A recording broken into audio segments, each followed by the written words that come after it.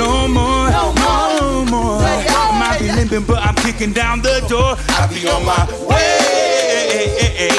I'll be on my way. I'll be on my way.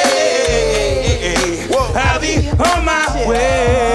Listen, oh baby, I done did it again. I put my fears in the drink and pain to the pen. Just need to release, I hate to pretend, but I done seen too many people play and get hit. I make it to quit, I want you happy. I want you never stressing about your next bill. But focus on your next thrill or your next meal. I know you love me, I never thought that I just tweet from time to time. I always be ride and die, I know that real thing hard to find. So I'm so committed to the vibe now. Always thinking about right now. Always be in and out of thoughts I truly need to type out. Getting better with time now. We got wait for the sky down. We'll be on our way, on our way. Listen, sorry for the hard times, with the good times always I weigh 'em. It's not an excuse, it isn't proof, I'm just saying.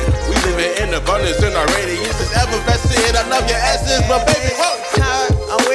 I'm on my way. Yeah, I'm on my way. I'm on my way. Keep on her way. I'm on my way. James on his way, on the way, we on the way. My Lord, my Lord. So many empty tears falling on the floor.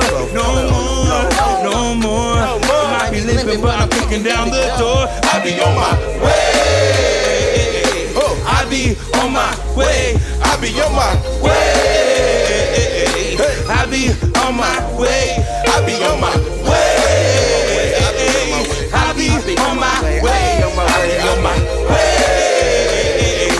I be on my way. Chill on his way. Rice on his way. Said chill on his way. Rice on his way. Coming on from my on the way. way. We on our way. So we stay on the way, on the way, on our way, on the way.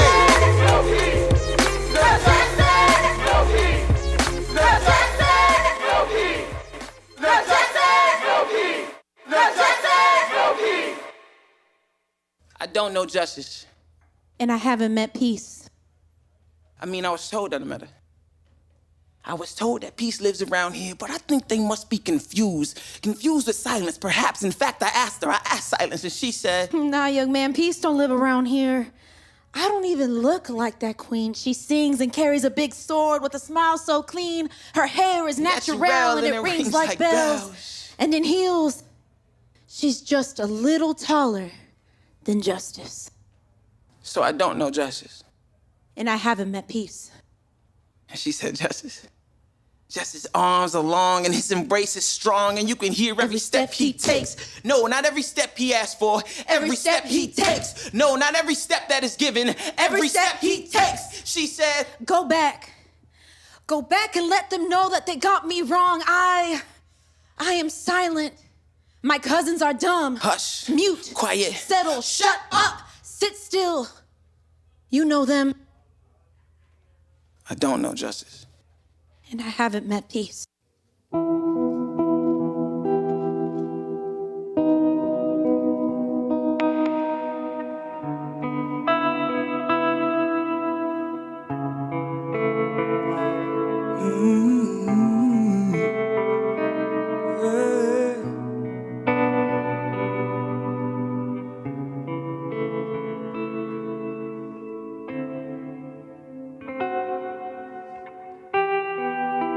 I see the way the healer made. We'd rather have the disease instead. It's bleak, but it don't have to be this way. Our pride will be the death of us. All the bleeding, the grieving, the tears mean what? All of the thoughts and the prayers for naught. If we really want change, we must count the cost. Our pride will be the death of us. And Jesus, are you still showing mercy? Our homes and our schools are burning. Will you still hear our prayer? Our prayer. And I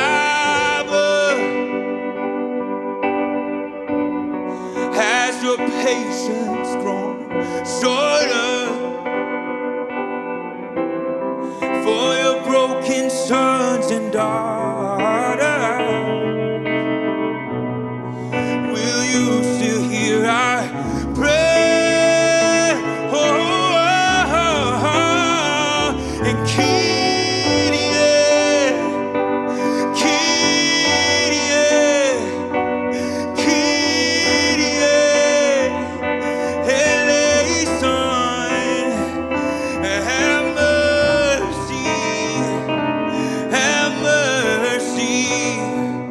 And have mercy on us.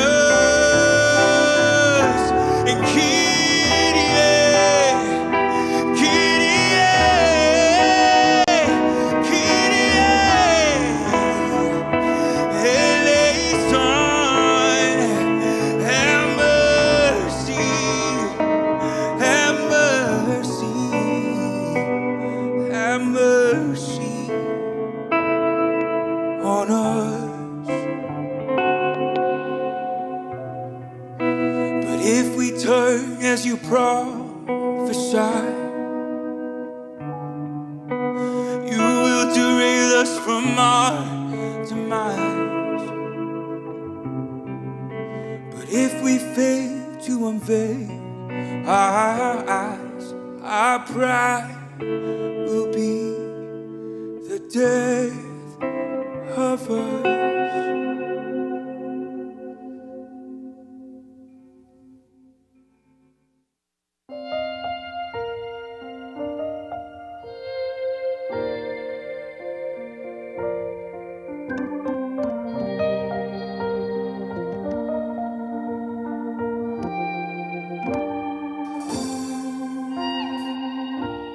Mother's lost her child, father's breaking down, children with no hope to be found.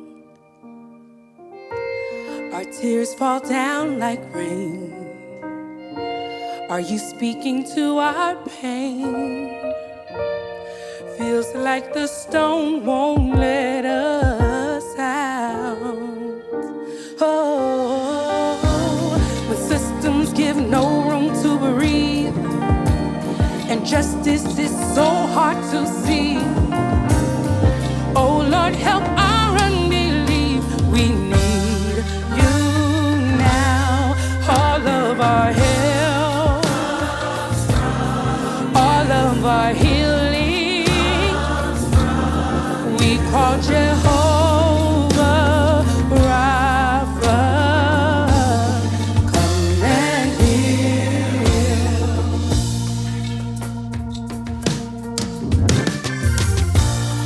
Pushing through the crowd, you know where healing can be found.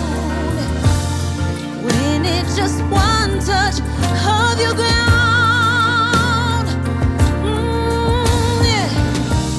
When systems give no room to breathe, and justice is so hard to see.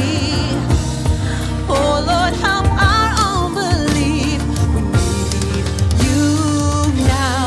Nuestra ayuda comes from, y la sanidad comes from. Cantamos Jehovah Rapha. Come and heal. Nuestra ayuda comes from, y la sanidad comes from. Cantamos Jehovah Rapha.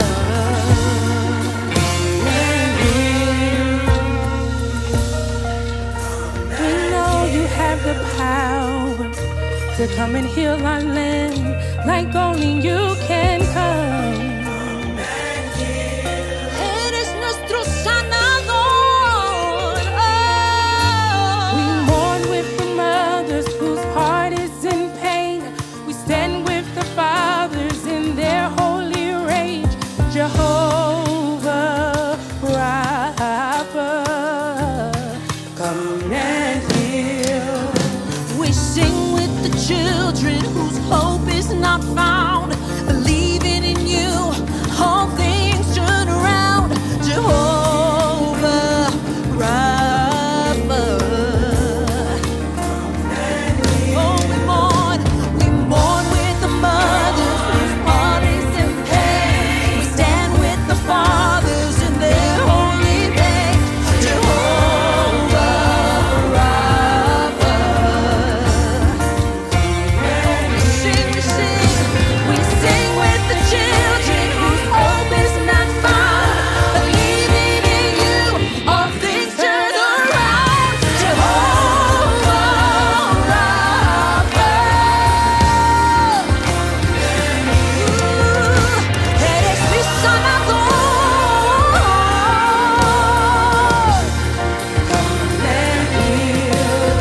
We're leaning on you and depending on you. We know you.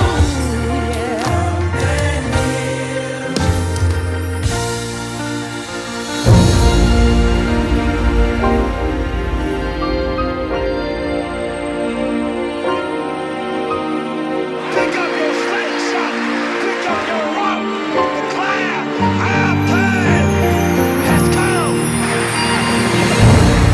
Mother's lost her child, the father's breaking down.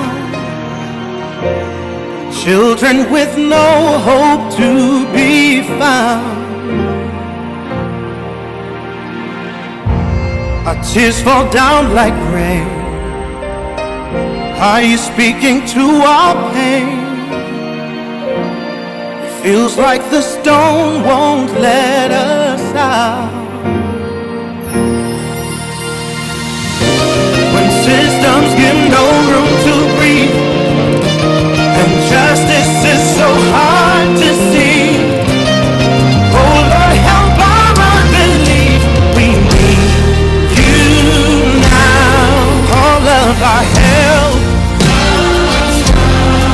all of our healing,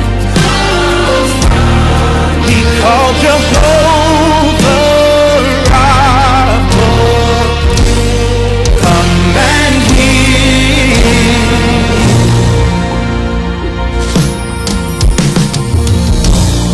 Pushing through the crowd, we know where healing can be found. We need just one touch of your gown, your gown. We're not alone in our grief. You're with us when we are weak. Oh Lord, help our unbelief. We need you now. All of our help, all of our healing, we call Jehovah Rapha.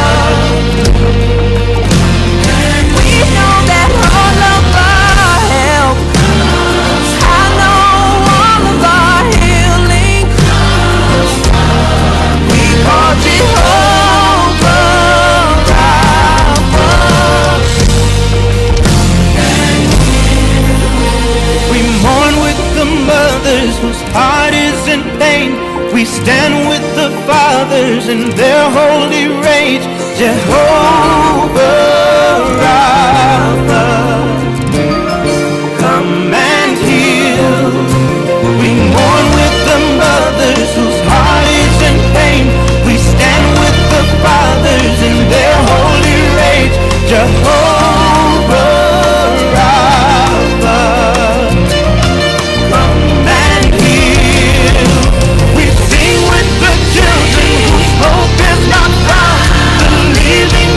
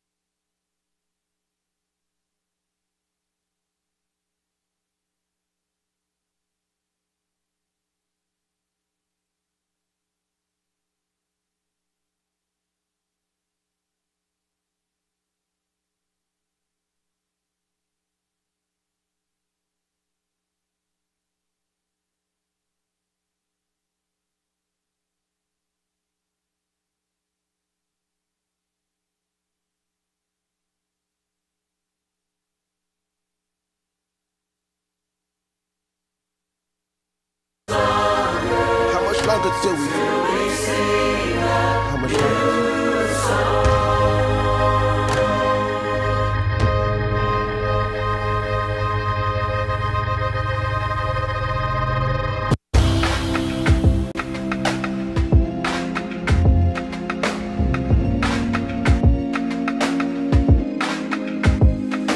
Dry riverbeds call for rain, and let the dying soul breathe life again, and let these broken dreams rise awake, and these once living stones reanimate.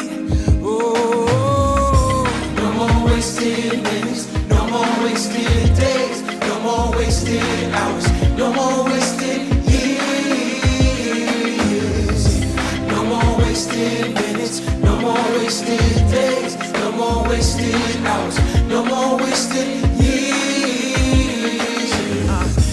No more, yeah. No more, yeah. No more, yeah.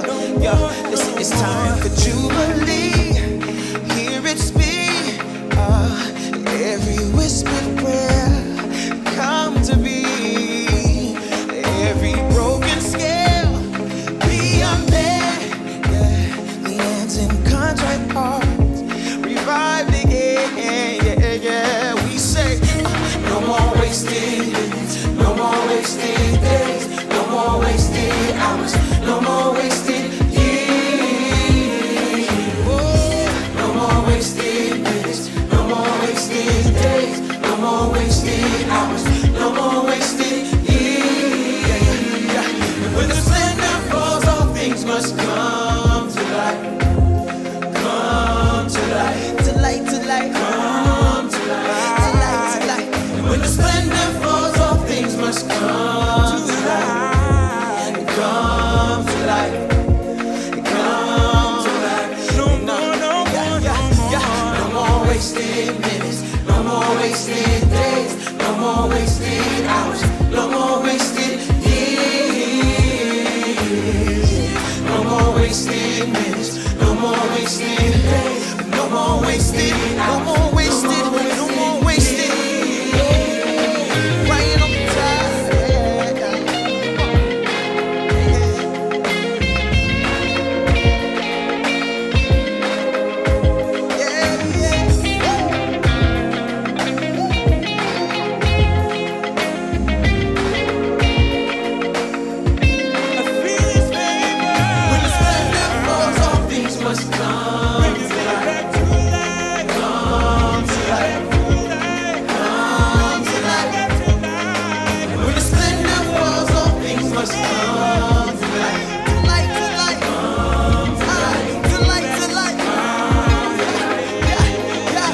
Ahora quiero que repiten conmigo. We say, levanten sus voces. Lift up your voices. Levanten sus voces. Lift up your voices. Levanten sus voces. Lift up your voices. Levanten sus voces. Lift up your voices. Levanten sus voces. Lift up your voices. Levanten sus voces. Lift up your We voices. say, no, no, no, no, no, no, no, no.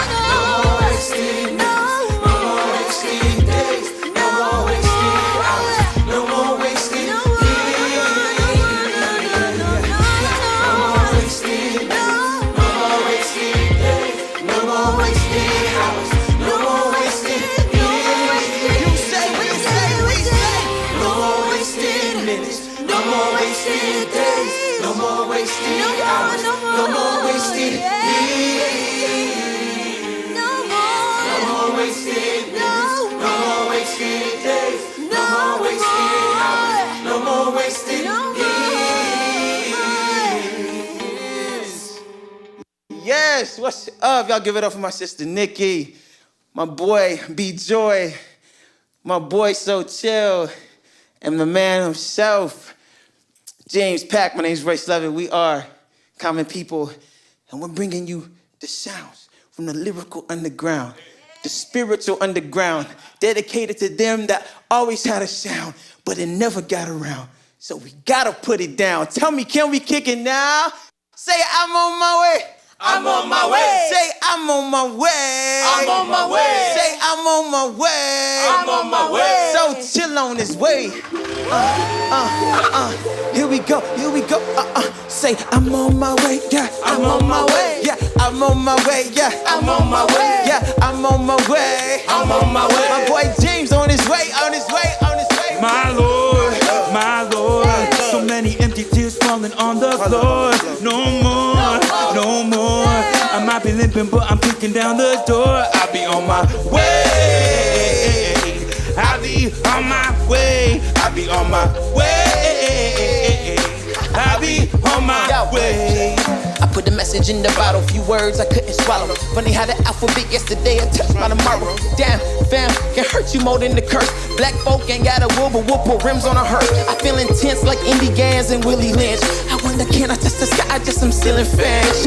Generational, inherently black. Educational, the impairing attack, but I ain't tripping, just spitting written description. Just listen, I keep it real like I'm fishing. I got a die like tuition with the rail on my back. I can't lose. He got 2 boys and a bad man boat. I'm blasting. I'm on my way, say I'm on my way. I'm on my way, say I'm on my way. yeah, I'm on my way, say I'm on my way. I'm on my way, I'm on my way. My Lord, my Lord. So many empty tears falling on the floor.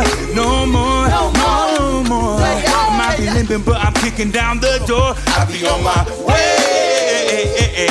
I'll be on my way. I'll be on my way. I'll be on my way.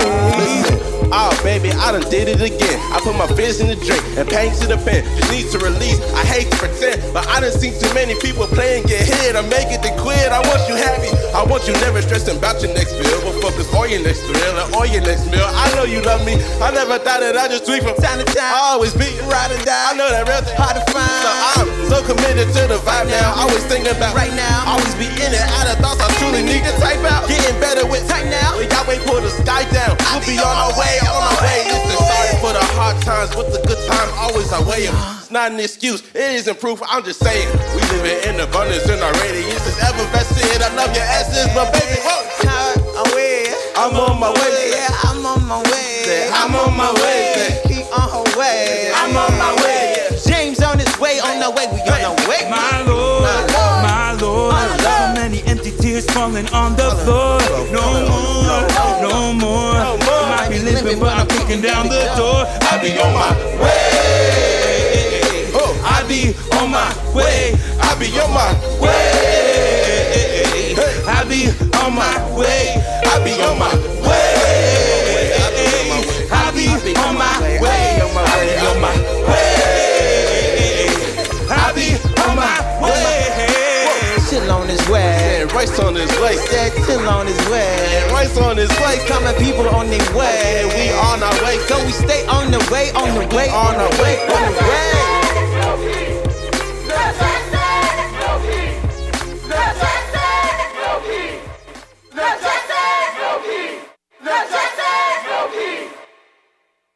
I don't know justice. And I haven't met peace. I mean, I was told that I met her. I was told that peace lives around here, but I think they must be confused. Confused with silence, perhaps. In fact, I asked silence, and she said, Nah, young man, peace don't live around here. I don't even look like that queen. She sings and carries a big sword with a smile so clean. Her hair is natural and it rings like bells. And in heels, she's just a little taller than justice. so I don't know justice. And I haven't met peace. And she said, Justice? Justice's arms are long and his embrace is strong, and you can hear every step he takes. No, not every step he asks for. Every step he takes. No, not every step that is given. Every step he takes. She said, Go back. Go back and let them know that they got me wrong. I am silent. My cousins are dumb. Hush. Mute. Quiet. Settle. Shut up. Sit still. You know them. I don't know justice. And I haven't met peace.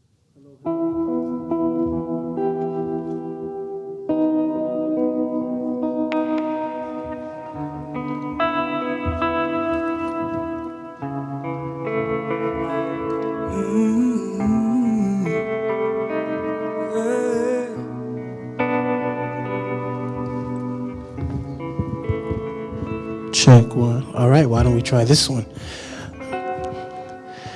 All right, good afternoon, everyone. Why don't you just clap your hands if you're glad to be alive and in this space today. My name is Michael McBride. I am the Executive Director of the Live Free USA Network. We are a national group of organizers, people of faith, directly impacted families who are working at the intersection of ending gun violence, whether it is among community members or a result of state violence at the hands of law enforcement officials, prison guards, vigilantes. Yes, we work to end mass incarceration and the criminalization of Black and brown families and under-resourced loved ones in this country. And so we are so grateful to be in this amazing partnership with the DeYoung Museum and the Kehinde Wiley Archaeology of Silence exhibit. If you are glad to be here for such a historic gathering, one more time, come on, let us clap and just appreciate this great gift of today. I just want to offer to you that this is such an important moment in the life of our country. The lived experiences, particularly of Black folks, of people of African descents, folks who are literally the descendants of enslaved Africans and indigenous folks who are native to this land. It's such an important moment in our history because it is literally a movement that is afoot in this country attempting to erase our history. Erase the truth and the narrative and the experience that has in many respects been a catalyst for ensuring that a liberation movement that ends state violence and, dare I say, violence in all of its forms comes to its conclusion whereby we can live free in this country and not experience the arbitrary threats and realities of violence that disproportionately visit Black folks and people of color in this country. The Archaeology of Silence exhibit is, in my mind, one of the most important creations, if you will, of this time because it makes very concrete the reality of violence and the way in which it attempts to steal the voice, the vitality, and dare we even say the life of too many Black bodies in this country. And we are here because we believe that if we are experiencing this exhibit, the Archaeology of Silence, the only way you defeat silence is to use your voice. It is to continue speaking. Now, not all speech is created equal. Somebody say amen, right? We heard a terrible cacophony of speech earlier this week on a major news platform. And some of us probably wish we did not have to experience such speech. But when there is propaganda being spewed across the public airways and spaces, it is even more incumbent on we who believe in freedom, we who believe in peace and justice. We cannot rest, nor can we be silent until it comes. We believe that this moment is so important in a time where the gains for the last several decades to reimagine public safety, to end the police brutality and over-incarceration of our community members had captured so much momentum, and now we're in a moment because of the crime spikes during the aftermath, dare I say, the current experience of a global pandemic. So many people are willing to now reverse the gains made around reimagining public safety and ending mass incarceration and pushing back on police violence. People are now starting to say we need to go back to a tough on crime era. And I want you to know, as a survivor of police violence myself, physically and sexually assaulted by police officers in 1999, I am a survivor of what a tough on crime model of public safety looks like. And today we have mothers who are survivors of what a tough on crime approach looks like. The only way we could go back to a tough on crime approach to public safety would be us ignoring and silencing the voices of these mothers. Next month, we will have fathers here. The only way we could go back to a tough on crime era is to ignore and silence the voice of these fathers. This exhibit, this partnership, we hope is a moment where we plant a flag and we say never again, not on our watch, and the blood that still cries out to us from the grave through the testimonies of these mothers, may they imbue all of us with enough courage, imagination, and tenacity to end every kind of strategy or movement that seeks to silence the voices and the lives of vulnerable people in this country, particularly those who are Black and under siege by a criminal injustice system. This is the first of many conversations, and we're so grateful that you are here to help us kick this off. And so again, give yourselves a hand just for being here for this first conversation series. We are excited for the next couple of speaker series conversations to be partnering with the Families United for Justice and the Love Not Blood campaign. We're going to invite Uncle Bobby, affectionately known, Cephas Johnson, he is the uncle of Oscar Grant, to come and offer us an opening welcome and a libation ceremony that helps to ground all of us collectively in the spirit of this struggle. Please put your hands together for Uncle Bobby.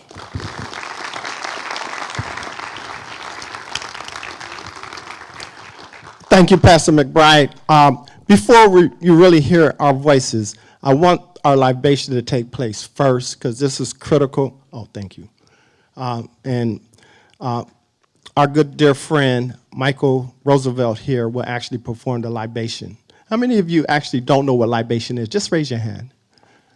Okay, so we have an audience, some that don't know what libation is. But anyhow, we're going to step back from the mic and let Michael do his thing. Hello, everyone. And a libation is a traditional African practice of calling the ancestors. It is a ritual by which we call them into the room to be with us, to share in our spirits, to guide us, and to move us forward. In the African tradition, the libation usually uses water, and we pour water into a plant. When we do libation, we also, as we do them, we call out the name of the ancestors by name. We will do this today together, and I want you all to stand up to show proper respects to the ancestors.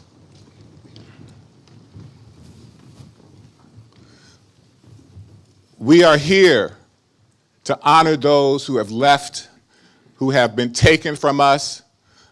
We want to call out their names, and I'll begin by calling out Oscar Grant. We say Ashe.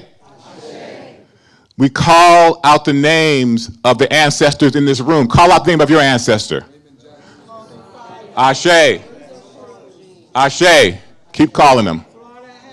Ashe. Ashe. Ashe. Ashe. Ashe. Ashe. Ashe. Ashe. Ashe. Ashe. Ashe. Ashe. I'm going to walk on this side. Ashe. Ashe. Ashe. Ashe. And for all the ancestors that we did not call by name, we mean them no disrespect. Ashe? Ashe. Asheo. Asheo. Thank you very much. You got it. Thank you, Michael. Yes, I am affectionately known to the community as Uncle Bob and uncle of Oscar Grant. Of course, Oscar's mother, Wanda, who you will actually hear from today, sitting on the panel, is my baby sister. But before I say anything else, I need to call up my wife, Auntie B, as she is well known in the community, Auntie B, to come say a special tribute to the mothers that are here.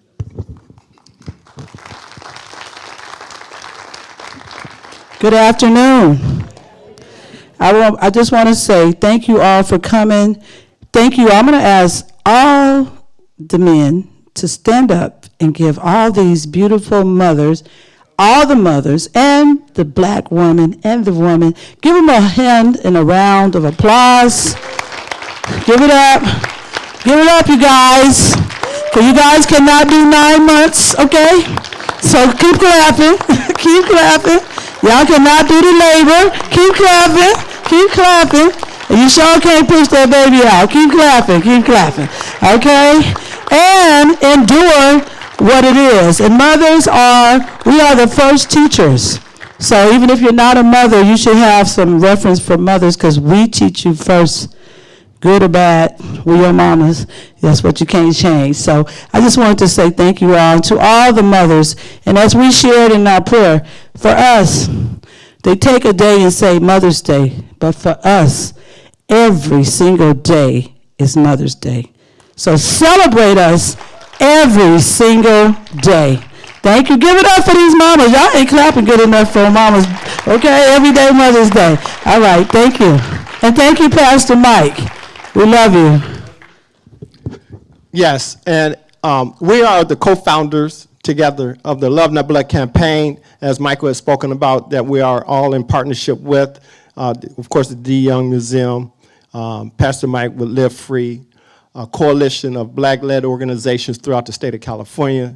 Up under Live Free is approximately about 25 different organizations throughout the state of California that's up under that umbrella of Live Free. And we're one of the organizations. But our organization specifically speaks to the essence of families impacted by violence.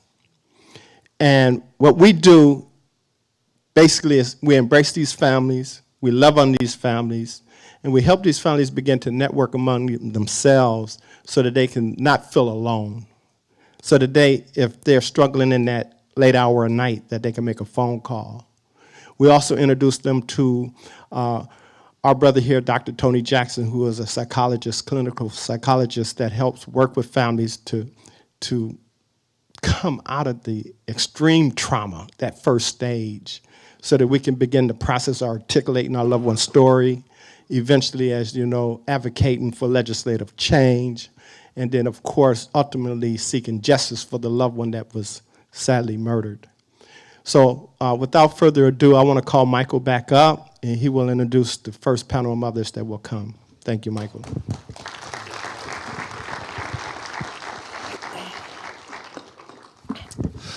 So we are getting ready to experience what I believe is a sacred moment. All of these mothers have traveled from out of state on this Mother's Day weekend to share this time with us. Earlier this morning, they were able to experience a somewhat private tour of this exhibit, and so we are going to be hearing from them literally their first public kind of reflections on this powerful exhibit that they experienced. I invite us to hold space together. I invite us to be gentle with ourselves and with one another. I invite you to extend to these mothers much grace and strength and appreciation for them allowing this weekend to be a part of their experience. And so as we bring them to the stage, we're going to split these 6 mothers into 2 panel conversations for about 25 or so minutes.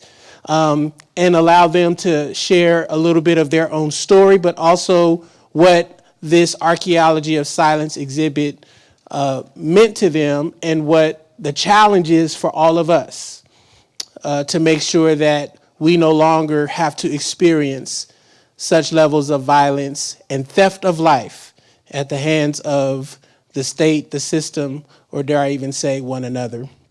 And so we are going to invite the first panel of mothers to come. Mother Wanda Johnson, Oakland's own, Bay Area's own Wanda Johnson, the mother of Oscar Grant. Come on and let's appreciate her as she comes, everyone.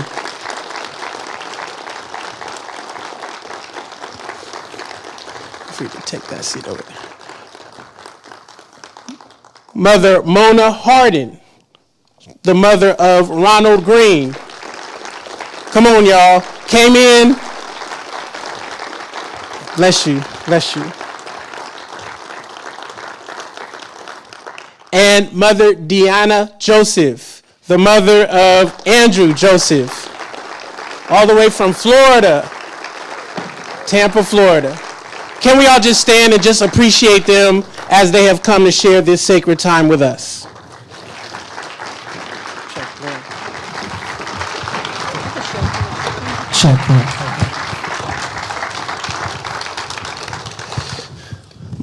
Mother Wanda, we're certainly going to start with you. I know I've mentioned your name, but just give us a quick introduction of who you are, and I'll ask all of the mothers to do the same. A quick introduction of who you are, and a story and introduction of your son, and the experience that brings you to this conversation today. Thank you so much for having me. I am the mother of Oscar Grant, who was killed January 1st, 2009 at the Fruitvale BART station. Oscar was a young man who loved his friends, he loved life. And in the process of him loving life and seeing his friend be brutalized by the police, he stood up for what was right.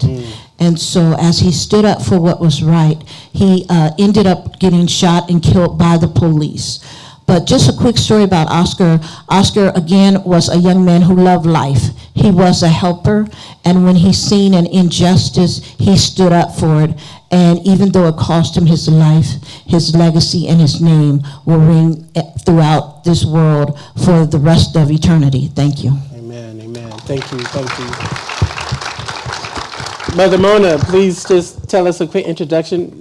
Tell us where you're from, and tell us a bit about your son, Ronald. My name is Mona Hardin. I'm mother to Ronald Green. He was killed May 10th, 2019. We just made 4 years. We were told originally that Ronnie was killed in a car accident, and he died when his car impacted with a tree. Me and my 2 daughters and my little granddaughter, who was 8 at the time, we rode into Louisiana. It was Monroe, Louisiana, and I'm from Orlando, Florida. We made that trip, and in the course of hours, we found out that the whole story. It was a twist and turn. We were there a total of 9 days, and we found out that Ronnie was not killed by a car accident. We're still pursuing Louisiana State Troopers, and I just came back. I was honored to have Uncle Bobby with me. Andrew Joseph was with me. And I'm impacted just by the fact that 4 years later, for myself, that I'm still fighting the state of Louisiana because the systemic, the system, it's a corrupt system. It's an ugly evil that lurks throughout Louisiana. It exists. It probably exists. But I couldn't have done it without the families around me. And I thank you just for the opportunity here. Thank you, Mother. Thank you. Mother Deanna, please introduce and tell us a little bit about your son. My name is Deanna Joseph, and I'm a mother of a 14-year-old child who just wanted to grow up.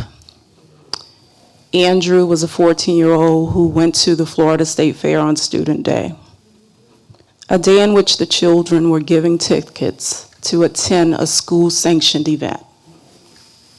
I was the mother of a child who was vibrant, who loved life, who looked forward to just having a day out without his parents chaperoning. A child who said, "Mom, I'm gonna be okay. You can trust me." And then on that day where so many systems were in place, you had the school district, you had the Hillsborough County Sheriff Department, you had an entity that advertised for the public that safety would be the #1 priority. And then you get that call that your child is not coming home that evening. It was a devastating blow because all systems failed my son that night.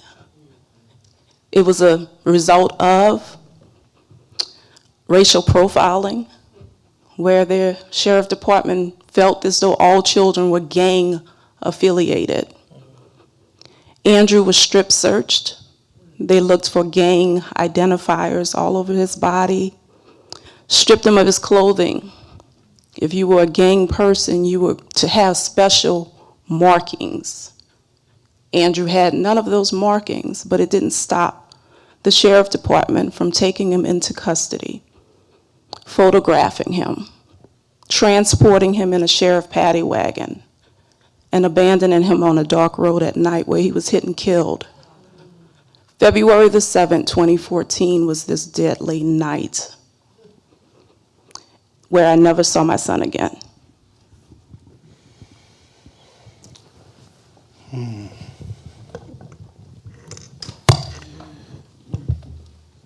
I want to stay with you, Mother Deanna.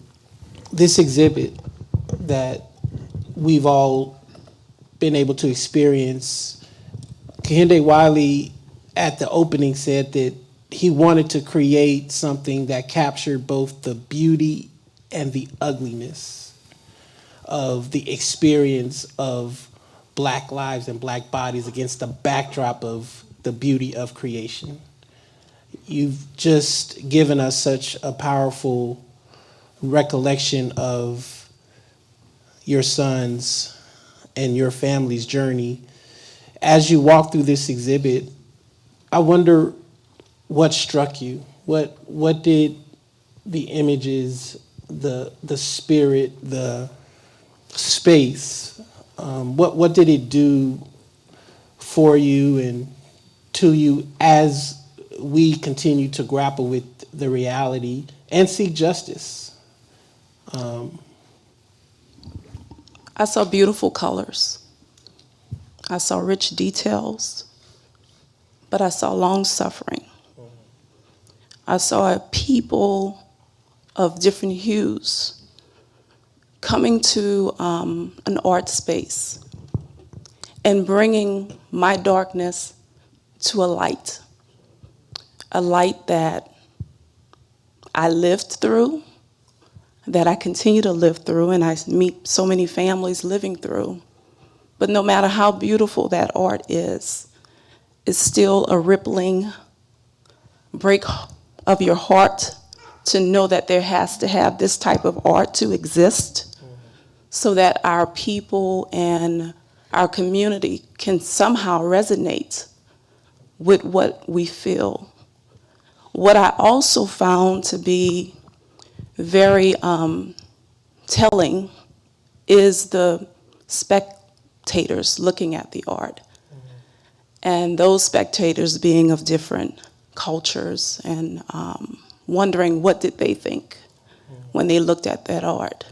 Did it speak to their heart? Was it speaking to their heart in the same way that it was speaking to mine? And if it really was going to bring about something deeper and more connected, whereas they go into their communities and say, you know, there's this art form that exists and we need to really do something different because it's too much of images like this every day.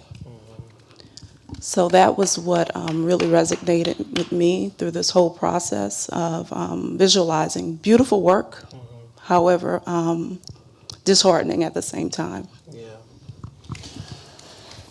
Absolutely, yes, yes. Mother Wanda, I want to come to you.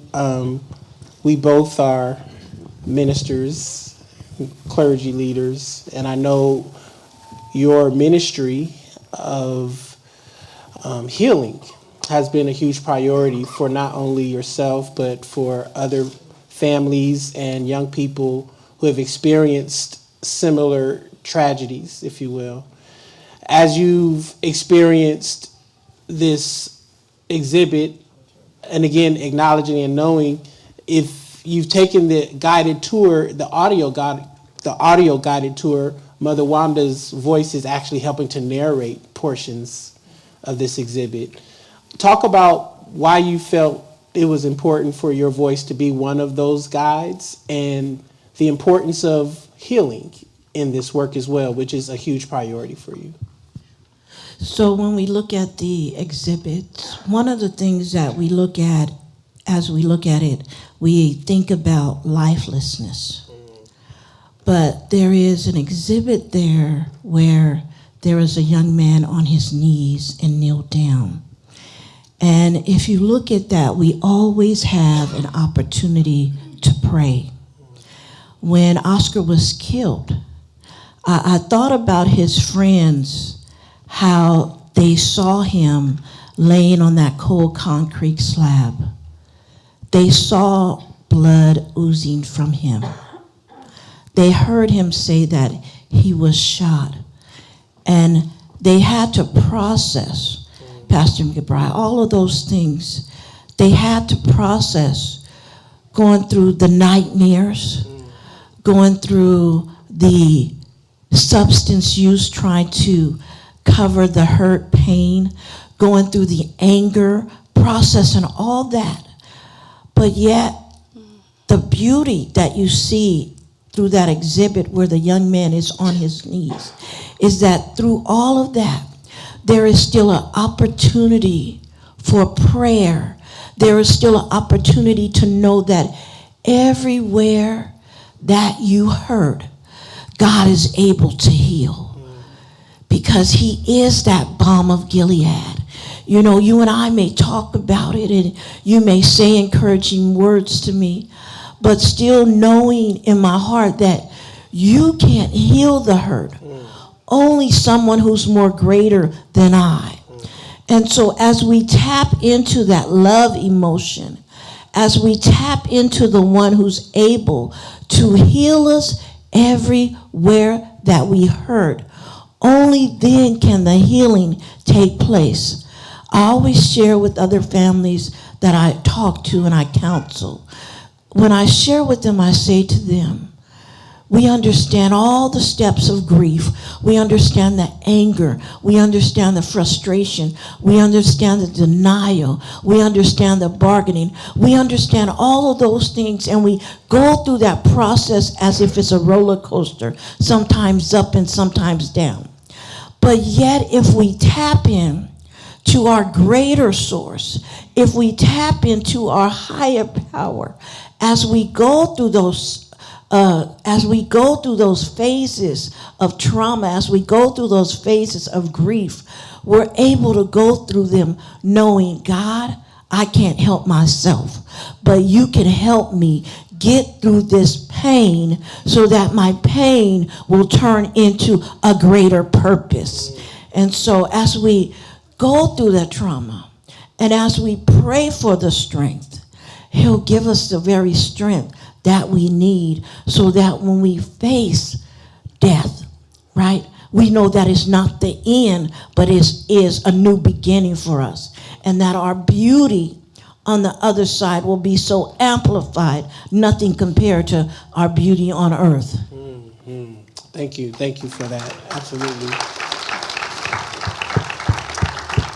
Mother Moni, you mentioned it's been about a four-year journey, and I've worked, as many of us have, with so many families who have to literally fight for justice. You would think that when something like this happens, people would just say, I'm sorry, how can I fix it? But so many folks who are not proximal to this pain really never fully understand how hard it is just to get someone to say, I'm sorry, we made a mistake, be transparent. To the extent that you can, because I know you and Uncle Bobby literally just got back from Louisiana at 2 a.m. literally trying to get some progress. Just share about the journey, and I know all these families could, but just a few minutes, just so folks can have a snapshot of while you're grieving and healing, you're still literally trying to just get justice. It is another part of the backdrop of the ugliness, I believe, yes. Right? I thank you for that.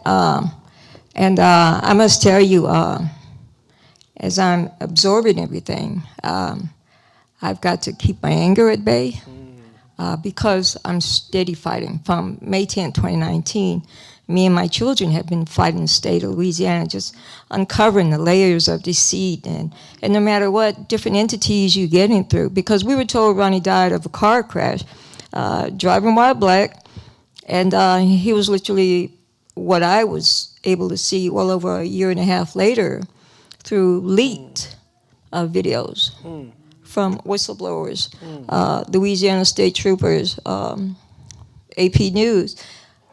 My son was tased while he was still behind the steering wheel. He was literally beat to death within minutes and begging for his life. I'm sorry, I'm scared I'm your brother. And for this year, this is what we say. We wear the shirts, and as we're fighting the state, I look at the collection of shirts we have where people say you don't want your family member to become another hashtag. And I look at the collections of shirts we have and the families and that I'm just so honored to be part of. I'm so shameful to say, until it impacted me and my family, I had no idea. You know it, you hear it, you see it on TV, you have no idea until it impacted you. What I will say is the ugliness that oozes through so many states.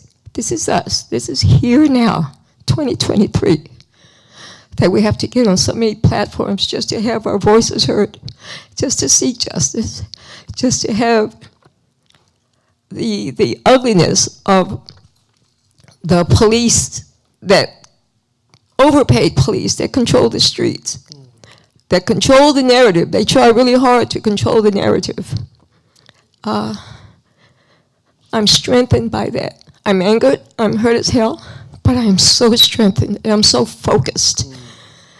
There is no better anger than what I'm feeling right now because we will not stop. This right here, we just will not stop. I'm encouraged and we're all fortified by connecting and networking with each other. I'm so impactful, I'm so grateful. Thank you. Thank you. Thank you, yes. I just want to give you all one opportunity, just give one charge. We're going to have everyone come back for some Q&A after the second group of mothers come, but if there's one charge you would give to this audience, right?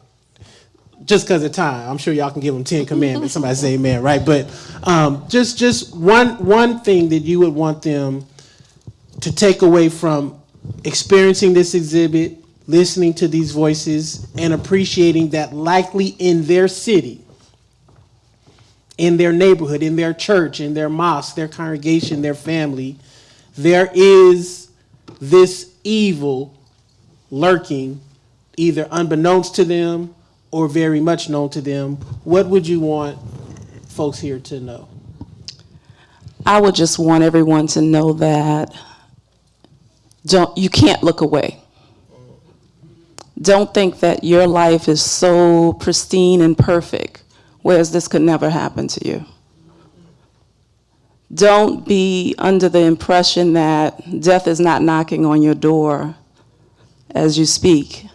Don't take for granted that your children will come home. I would say also, when you see families like this, don't say to yourself, now what was that boy or what was that girl doing to deserve that death?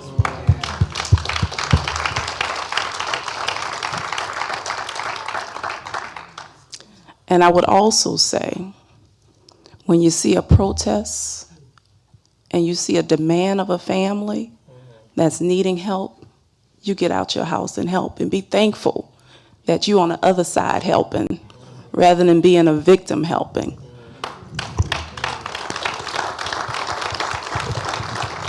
And lastly, I want y'all to educate yourself on qualified immunity. Educate yourself on qualified immunity and ask that every elected official that you come in contact with sign the bill by Ayanna Pressley and Senator Markey. Because even though we get out there in court, there's still qualified immunity lurking, telling us, no, you did not win. Okay, so that's what I'm saying today. It's never over for a family like mine, like those that's sitting on this panel. We get no time for grief or closure. And it's so much that you all don't know looking at us. So much you don't know. And it's so much we didn't know when we delve into the legal system because we're not educated attorneys. At every twist and turn, there's these evils existing to block a black family from ever getting justice and accountability for their loved ones. For the moment. I'd like to extend on what Deanna was saying, the level of distrust. Just like Deanna says, you just don't know what's lurking out there. No matter which side you think the good or bad is, it's on both. You go daily not knowing who to trust, who you thought you could trust, you can continue to trust.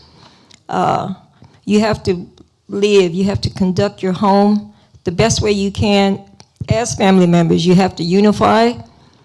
Keep your family strong. Keep them close. Talk amongst yourselves. The conversation has to continue around your dinner table. With my family, with my little grandchildren, it hurts me like crazy that my little 7-year-old grandson feels this, knows this. When he's riding in the car, he'll duck. Oh my gosh, that's police. Gotta hide.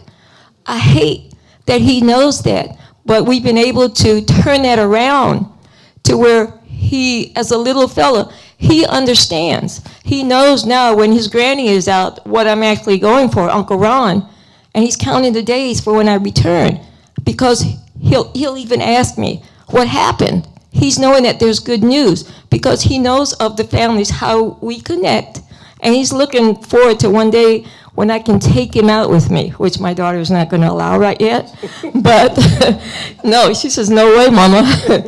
But he and his little 3-year-old daughter, I know within the year, my daughter, her 3-year-old sister, my daughter will allow both to come with me because she's seeing that it's okay. Our families are literally strengthened through this ugliness. Thank you, ma'am. And I was able to see that when I was there with Dorothy Jean Dale Chambers' family, Uncle Bobby, Aunt B. I met and I saw these families. I see what goes on throughout all the others. I was there. I was moved when I went to pick up a box of T-shirts that Deanne had brought to her house, and I saw, and I was moved by the fact that they're still in the house that little Andrew grew up in. And it's how you go through, how you manage, how you survive, and in the end, your story actually has a good place as you speak about it. So I'm literally looking forward to that to happen within my family, because what's happened is really wrecked us. It's tore us up severely. Because we all have our own inputs. You know, Mama, you should do this. Mama, why didn't we do that? But they see, as I've told another family member, you know where your place is. Watch me as we move through this. And I know there is another side to this. There'll never be a happily ever after like I thought our life was going to be, because we're forever impacted. But I do know that with perseverance and we see life no other way, we're going to see this through. Amen. Yes, amen. Amen. Thank you, thank you. So I'll be really quick. I got about 2 things. The first thing is, I believe it was Malcolm X that talked about the media, that it could be positive, a good thing, or it could be the worst thing for us. And I'm paraphrasing that. But so what I would like for you to take away today is, when you see things on the media, don't just take it to heart and believe the lie that has been told unto you. Don't just take it to heart, allowing the media to demonize that victim and make you believe that the victim deserved to be killed. I ask you to go back and study it first before you come to your decision, because so often when we see our young men and our young women being killed, African American or brown being killed on television, as Deanna said, we say, well, what did they do to deserve it? We put the blame on them. So I'm asking you to change that mindset and begin to study it for yourself before you come up with a conclusion that that individual deserved what they got, as the media will portray it. The second thing that I ask you to do is, if you're not part of when they have jury pools, when Oscar was killed, there was really no representation of the African American people on that. There was really no representation of those in the community on the jury pool. And so I'm asking that when you get those notices, that you get on the jury pool and represent us. Learn how to answer the questions. One of the things that I've learned and I've heard in the jury pool, that we're too honest when we're asked the questions. And I'm not telling you to go and lie, but I have been told by a few attorneys that the reason why oftentimes African Americans don't get on the jury pool is because we're so honest, and then we're kicked off the jury pool. And so I'm asking you to become jurors and to get involved. Don't wait till somebody knocks on your door before you want to get out and help and join the protest or help and speak against the injustice. Act now. Act today. Join us in this fight, because when we're all working together, you have hands, I have feet, we all have different gifts, and if we bring all our gifts to the table, we can change the system. We could dismantle it and tear it down and rebuild it so it's inclusive of all of us and not just some of us.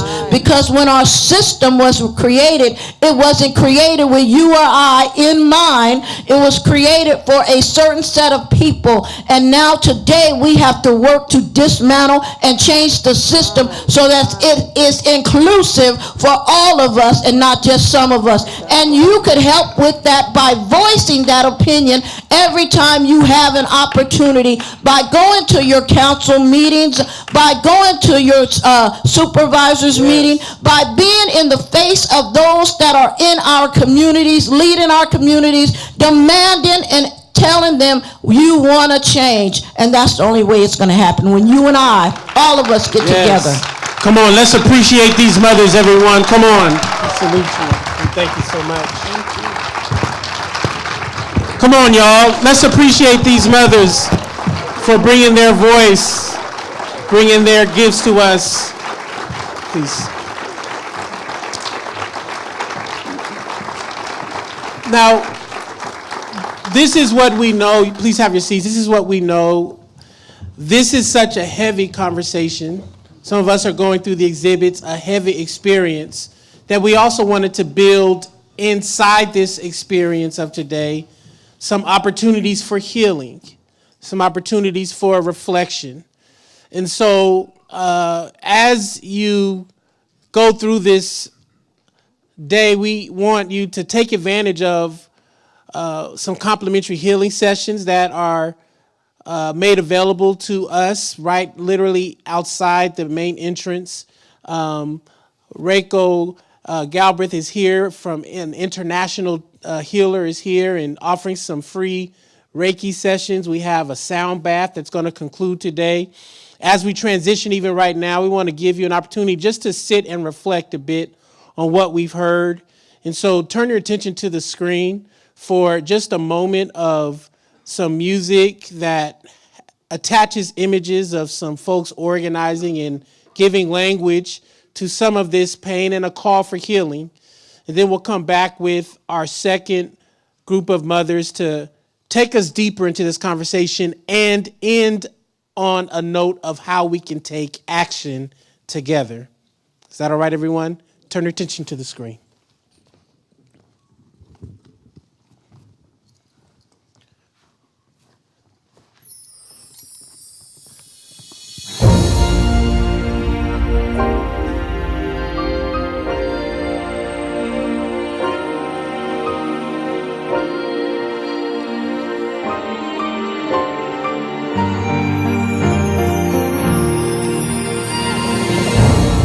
Mother's lost her child. The father's breaking down. Children with no hope to be found. Our tears fall down like rain. Are you speaking to our pain? It feels like the stone won't let us out. Systems give no room to breathe, and justice is so hard to see. Oh Lord, help our unbelief. We need you now. All of our help, all of our healing, we call Jehovah.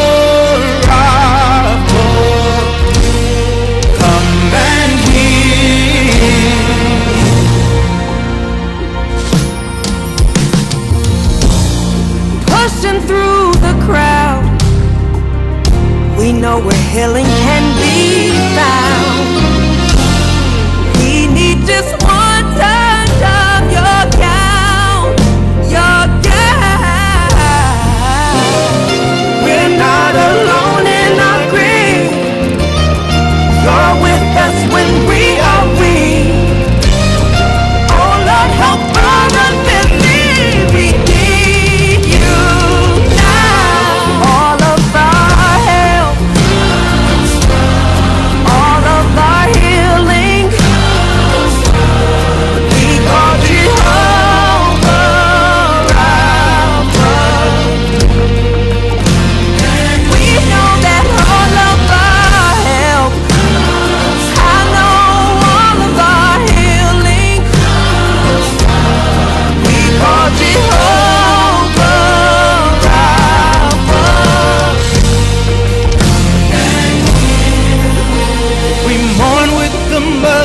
Whose heart is in pain, we stand with the fathers in their holy rage.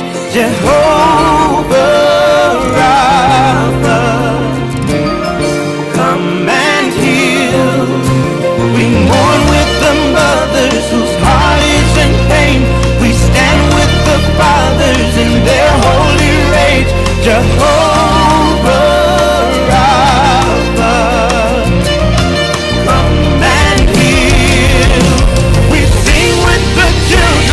hope is not found, believing that you turn all things around. We mourn with the mothers whose heart is in pain. We stand with the fathers in their holy rage. Jehovah Rapha, Jehovah Rapha.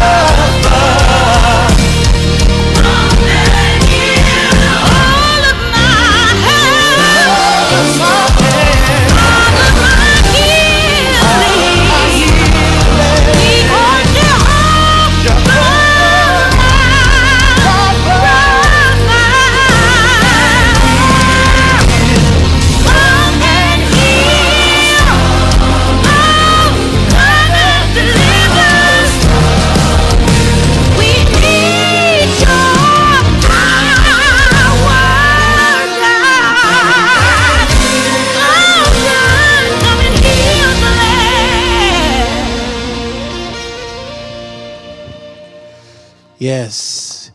Come on, if you want some healing in the land, we call on healing. Again, that is a rendition of a song by Common Hymnal. They are a wonderful collective of activists and artists who pull together amazing art to help us in our movement work to cultivate healing. And so we invite you to, you can find them on any social media platform and anywhere you get your music. Common Hymnal, a wonderful group of young people who are making great art and music in this regard. Again, we have Reiko Daniel. For the next several hours, we'll be taking walk-up appointments outside. So if any of you would like to get a little healing on your way out, she is a Reiki specialist and will be offering some free sessions literally right outside. We wanted to, again, make sure that we offered some ways for us who are holding some of the heaviness of this exhibit and just a lived experience, a way to also experience some healing along the journey as well. How many can appreciate that we must be healed as we go along the journey? And the healing is often within our reach if we just reach out for it. I'm going to ask you to act like you're in my black church and just take your right hand and just reach up and grab some healing. Come on, somebody. All right, now you got to go to church tomorrow. Somebody say, man, no.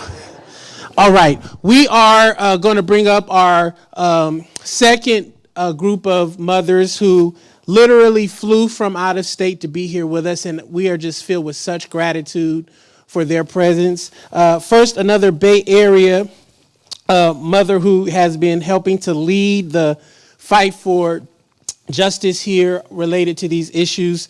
Mother Tawn Hall is coming. Let's celebrate and appreciate her as she comes.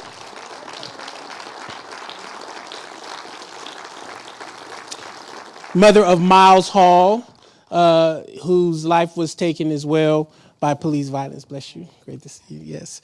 We have Wanda Cooper Jones, who is the mother of Ahmaud Arbery, is in the building, and we are so grateful for her making this trip to come. Let us appreciate her as she joins us on stage.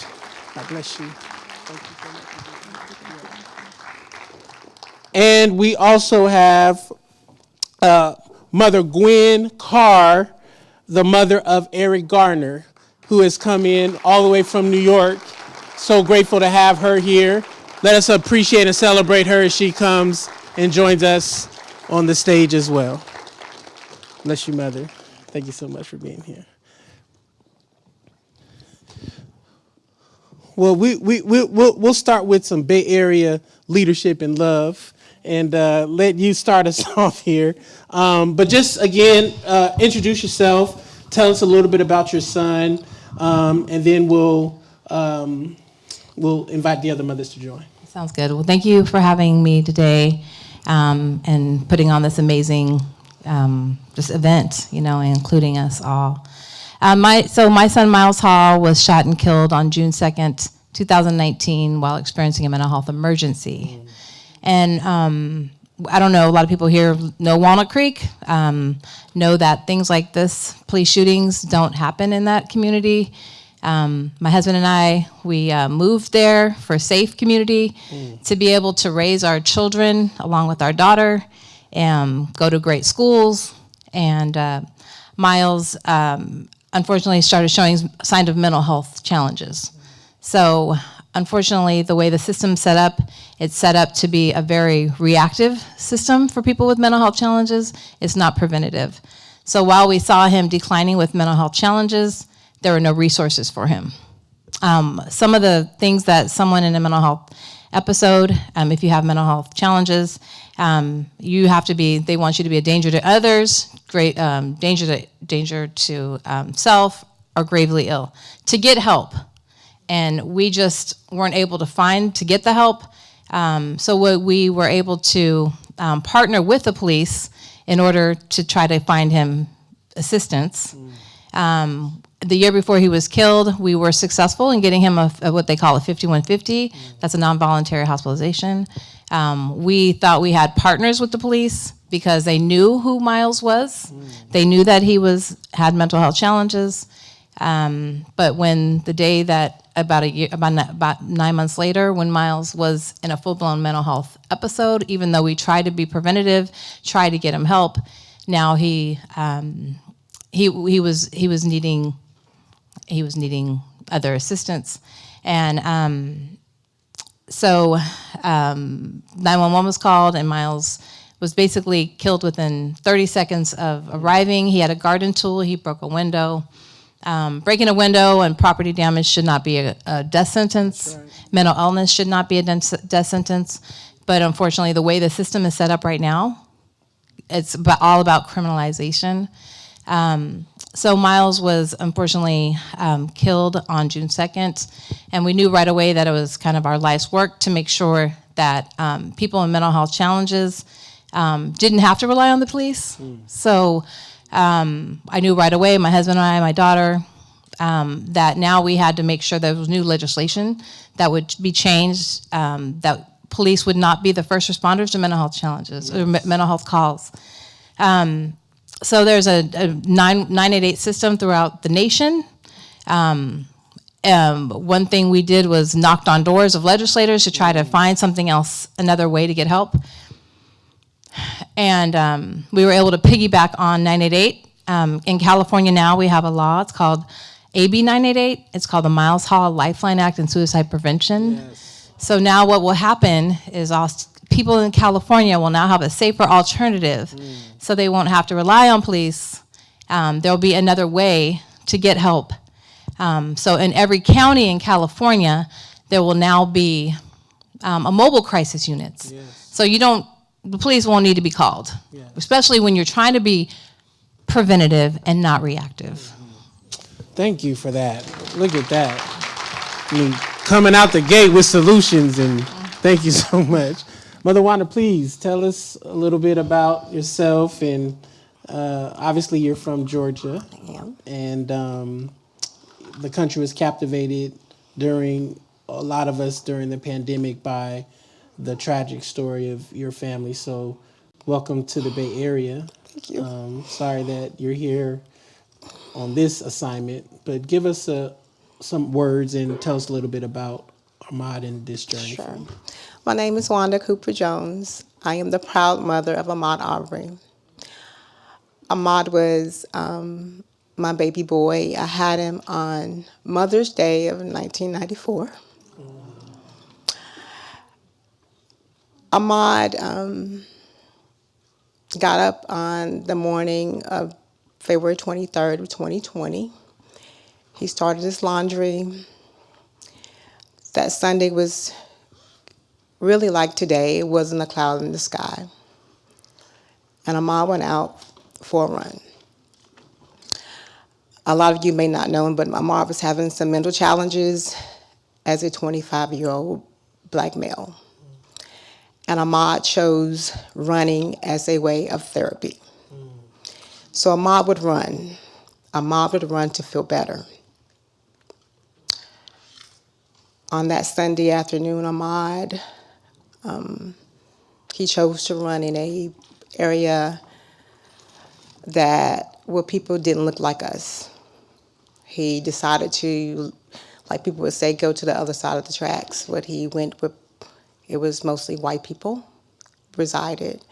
And Ahmaud stopped by a house under construction. I learned that Ahmaud stayed about 2 minutes in the property, and Ahmaud began to run again. Ahmaud was chased down. I didn't realize my son had ran for 7 minutes before he was killed. But Ahmaud actually ran for his life. Ahmaud was confronted by a son and a father who had stopped at an intersection, and they waited for Ahmaud to approach. Ahmaud was shot 3 times with a shotgun, and all 3 people who were involved were allowed to go back home. I was called later that afternoon saying that Ahmaud, and I was told this by an investigator from Glenn County, saying that Ahmaud was involved in a burglary. Ahmaud was confronted by the homeowner, and Ahmaud was shot and killed.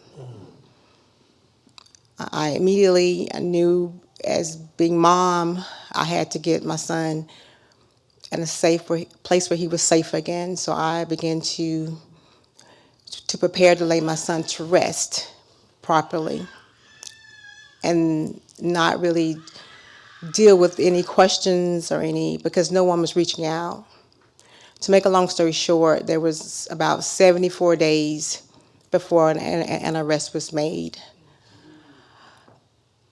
During those 74 days, I had questions. I had emails that was emails that was not returned, and no one from the local authorities called to tell me actually what happened to Ahmaud.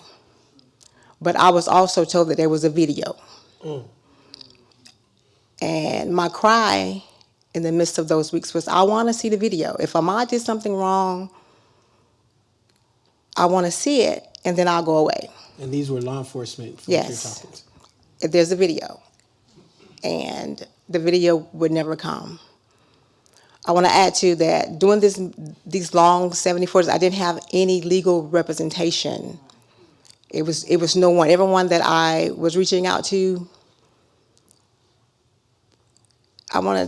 they didn't believe that Ahmaud was killed by not doing anything. People actually thought that Ahmaud did something to deserve what he got. And there was no help. But I prayed, we got legal representation, and we got arrest. Amen. And the arrest came not because I saw the video, it's because people like you saw the video. Yeah. You guys saw that Ahmaud was killed not doing anything, nothing. And that needs to stop. I didn't realize that this pain was so crucial until I went through this pain myself as a mother. And to come together with these other families who have gone through this for decades, it really breaks my heart. Because the pain is so unreal. And I'm sorry I talk too much, but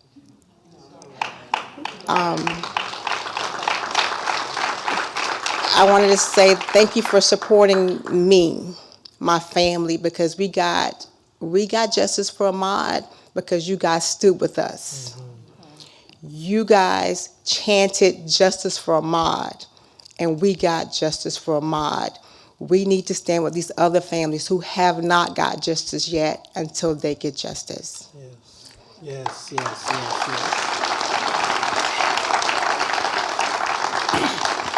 Mother Gwen, it goes without saying, your family, your son Eric Garner, his name was one of the earliest victims that have rung out across the country over the last decade.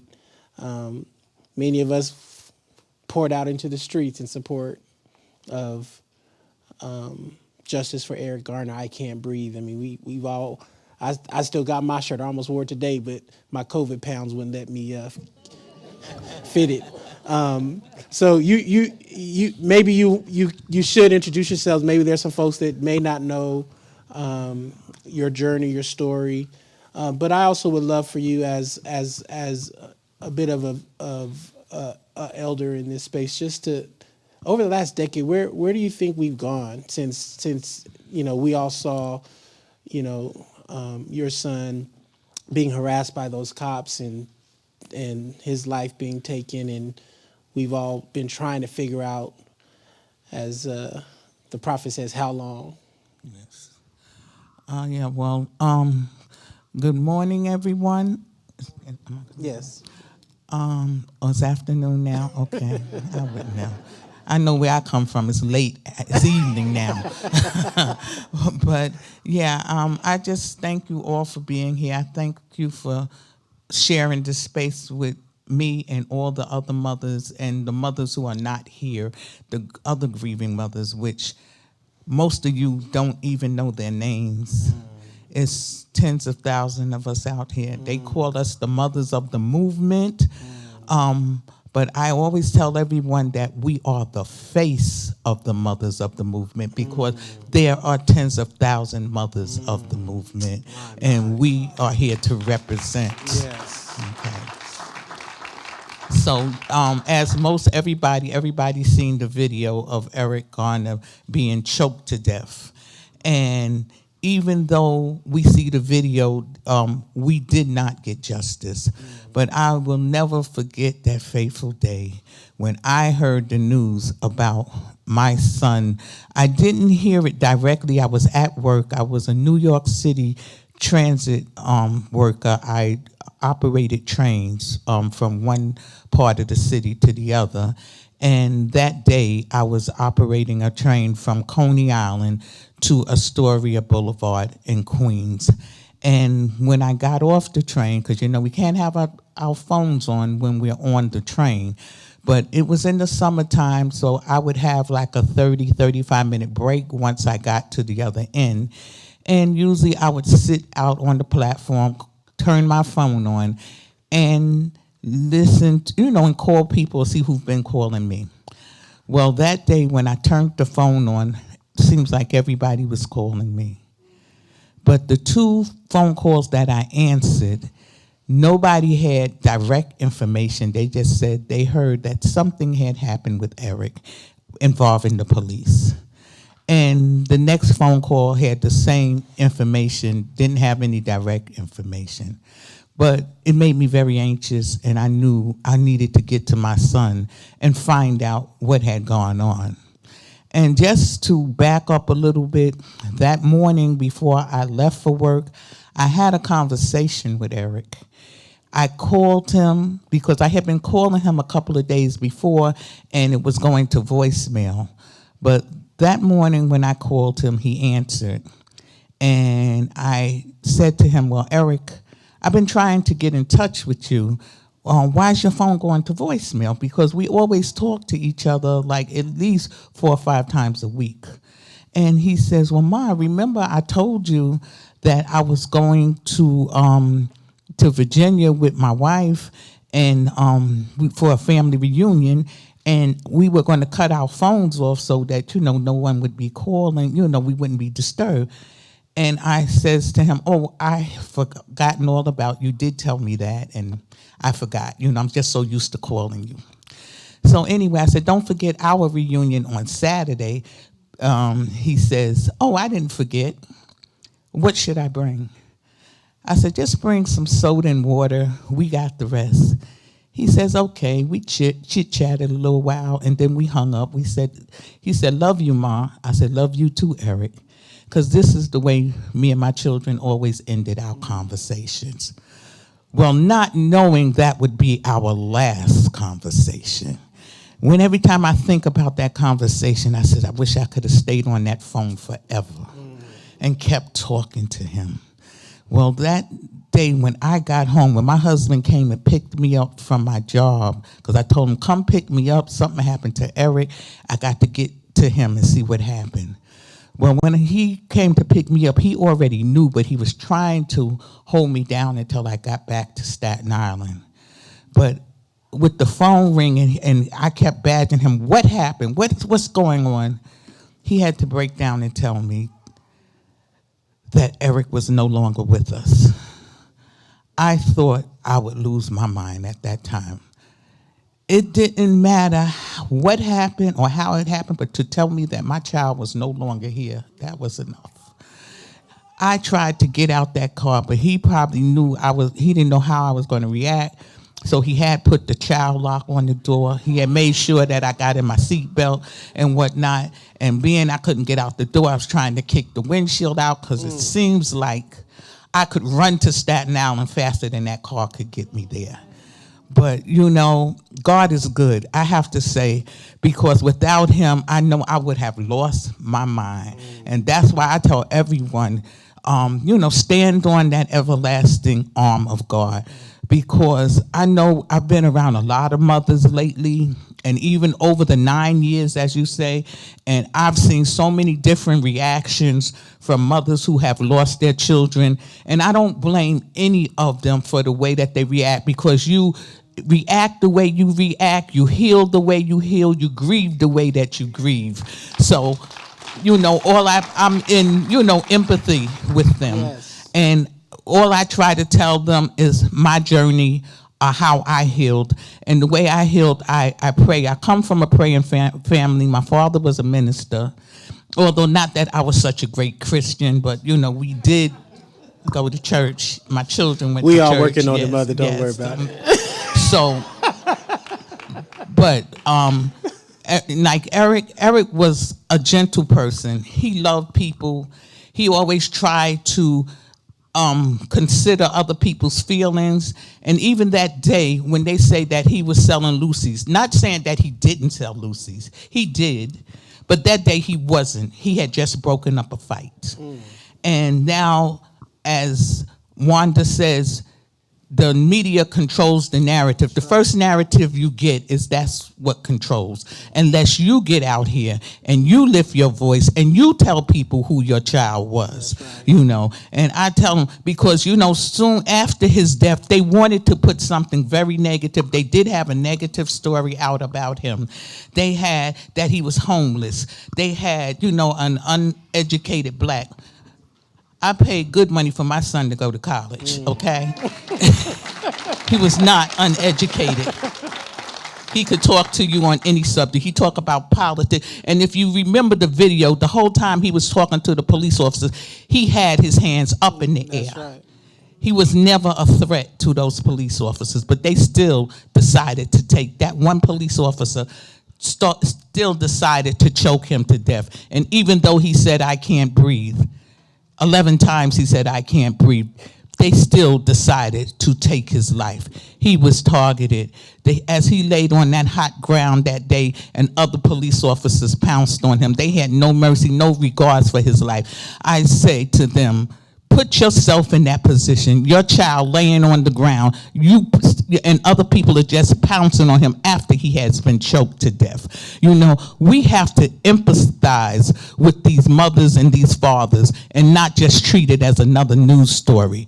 These are not just news stories that you should sit on the edge of your couch.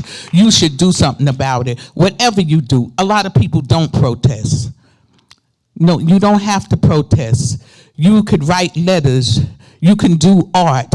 You can organize in your community. Organize voting rights and organize voting, tell people how they can vote, tell them what to do, how to look at their candidates and how to choose a candidate. And we always should choose candidates that's bringing something to the table for us. Yes. Because if we're not at the table, we are on the menu. And we must remember that. Yes. Okay. Yes. So, but for the 9 years, I've been going. I've been getting laws changed. We do have a new law in New York State, the Eric Garner anti-chokehold bill we have. I got that law passed, and we got the right to know law and the 50A. Where there's more transparency with the police officers, the STAT Act. We got, because I do things behind the camera as well as in front of the camera. And we want to know the statistics of the people who you kill, these innocent people who are killed. We want to know their gender. We want to know their race, and if they were mentally ill, why were they killed? We need to know all of this when our loved ones are killed. And usually, what the police officers were saying before this? We don't keep a record. Now imagine that. They keep a record of every officer has a folder. But, I thank you all for being here. I thank you all for listening. And don't only listen. Please help us as mothers to keep on our journey. This is a long, treacherous journey, and a lot of times it's a lonely journey. Thank you. Thank you. Thank you. We want to create some time for some question and answer, but I want to just give you all another opportunity to just give some immediate reactions to the exhibit. Obviously, the spirit behind this exhibit, Kehinde Wiley was, I believe, in Senegal during the 2020 year of the pandemic, and he said that Ahmaud Arbery, George Floyd, Breonna Taylor, particularly during that year, catalyzed his spirit to create something of what we've experienced in honor of all these lives. I love how Mother Gwen said this is the face, right, of the mothers of the movement, because there are so many. What did you take from the exhibit, and what would you want folks to take from the exhibit? Okay, I'll go first. To be honest, I didn't know what I was walking into. I wasn't prepared for it. The first piece of art I saw, selfishly, I immediately thought about Ahmaud. The beautiful black skin. And he appeared to be a jogger, someone who had been running because they had on athletic shoes. But he was lying there, not alive. And I often pictured Ahmaud lying there in the middle of that street, not alive. Yet his skin was beautiful like the paintings. But it was, I think Deanna said it was like life, but it was death at the same time. I saw something so full of life, but something that did not have life at all. It was just beautiful. Thank you. Yeah, so I would agree with the other things that the other mother said, just about just the brightness, the beauty, so much beauty, the lighting, the darkness in the room. That's like my life. The darkness, so much darkness. But yet there's so much light, because in Miles's death there's so much more growth and change. And so for me, I saw hope. I saw hope. But when I saw them lying on the ground, I thought of Miles. And I thought he shouldn't have never been in that situation where he was a victim, just like these young men were victims. And the criminalization is just over and over. And I feel like in the sculptures, we see them, we see the chains. I think of slavery. I think of the systemic racism that embodies our country. And I see that as a parent who tried to get help on a preventative level than more reactive, the barriers. And I saw so many barriers in his art. And just the way that even the facial expressions, there was peace in them, but there was also so much pain. And that's the pain, like Deanna and Wanda, we talked about, Gwen and Wanda, and so many other mothers that are here today with us who are not speaking today, but this embodies all of us. And as Gwen said, it's thousands of people. We never thought we would be part of this club, but we are part of this club now. And I'm so grateful for Love Not Blood and Uncle Bobby and Aunt B who embraced us from the beginning and brought us in here. So it was a beautiful exhibit, and it was so powerful that I brought my mother here with me, that she saw the first painting and she had to leave. So just to say that this is real families, and the pain doesn't go away, so thank you. Thank you.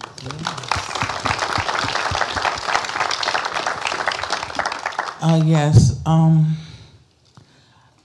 was in awe of the exhibit. Just watching, seeing the different poses, the different way that these bodies were laid out. I particularly paid attention to the detail, the vines that were growing over the bodies of those victims. And I personally put myself in the space of the young man who was laying out on the slab, and he had all the vines growing up here. I symbolized those vines as being me laying over him. I said, because if that day when he died and I was there, they would have had to kill both of us. So I just say, these were my vines, this was my body growing around his body. And the details of the fingernails and the palms, I always looked at my children's palms, and I said, even if I didn't see the face, I would know that was my child by his fingernails, by his palms, you know, by the shape of his hands. And that all brought back to me my son, what they did to him and how he laid there and I wasn't there. Because sometimes we have a feeling of guilt because we weren't there to help our child. Maybe I could have saved him. Or maybe, as I said, it would have been both of us. But when I say this and I pray about it, I could hear a whisper of the Lord saying, if you had died, who would have been the one to lift up his name? Who would have been here to advocate and tell them who Eric really was, to tell the stories, tell about his first step, to tell about his first day of school, the graduations you went to. Yes. Who would have been here to do that? So a lot of times we are kept here for a reason. So that's why I tried to help the mothers who tried to contemplate suicide or on heavy medications, to tell them that it will be a better day. But we have to pray about it. We got to look forward to it. We can't stay stuck. We have to move forward so that we can uplift our children. Yes. Thank you. And I just want to say thank you to Aunt B and Uncle Bobby for bringing us to this space, because it's very important that we talk to the others. I'm going to invite the other mothers, come on and just come up, because we want to just create an opportunity for some questions. I see a chair right there, Uncle Bobby. Can you just grab that chair? I'm going to just grab this chair right here.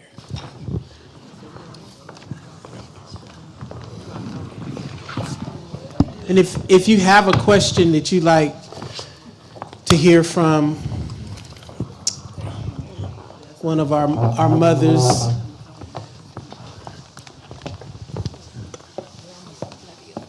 our dear beloved right here will be Phil Donahue of the 2023 and run up these stairs. I'm glad you're here, brother, because my spirit is willing, but this old flesh is a serious thing.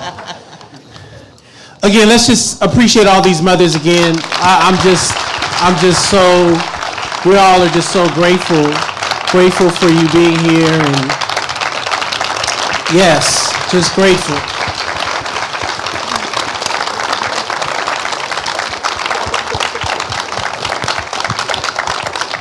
So our time is quickly leaving. We want to get them to the airport in enough time to get back home, so we won't be able to be here all night. But we'll want to take a few questions. So please do not editorialize, but just give us a question. Please tell us your name, where you're from, and your question. My name is, can you hear me? My name is Andre Singleton. I was talking about Bloodstone. I want to shout out to Mama Wanda.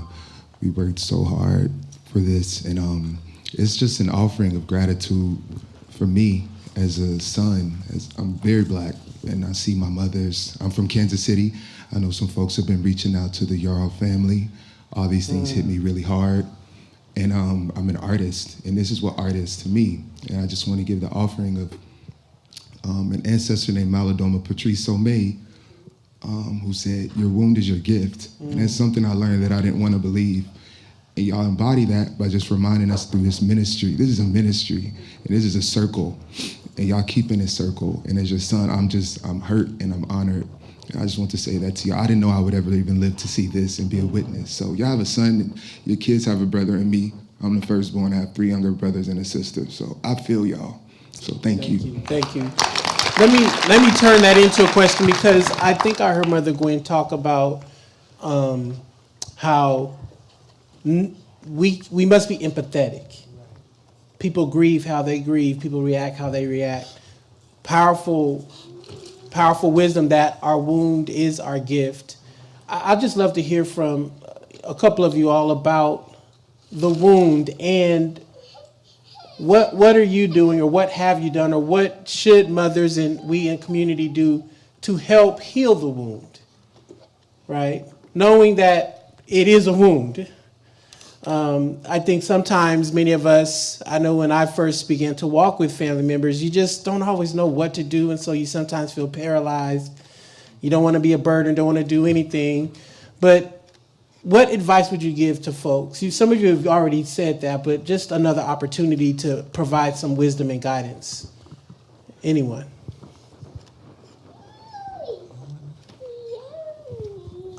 Well, I would just say give space, give time, all those basic necessities that your spirit tells you to do.